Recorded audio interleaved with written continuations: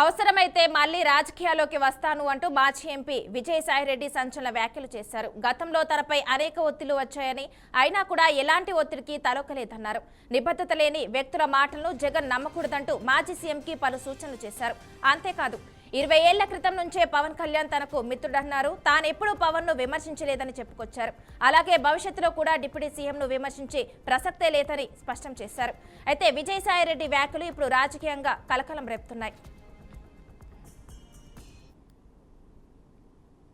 అవసరమైతే ఈ యొక్క ఆంధ్ర రాష్ట్రంలో పరిపాలన కుంటుపడినా లేకుంటే నేను రాజకీయాల్లో తిరిగి ప్రవేశించాల్సినటువంటి అవసరం వచ్చినా నేను వెనుకాడను అన్నటువంటి విషయాన్ని 26వ తారీఖున నేను వైఎస్ఆర్ కాంగ్రెస్ పార్టీకి రాజీనామా చేయడం జరిగింది.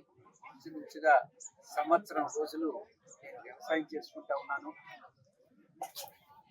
అంతేగాని రాజకీయాల్లో నేను ఏ కామెంట్స్ కూడా ఏది వ్యాఖ్యానించలేదు, ఎవరిని గురించి మాట్లాడలేదు.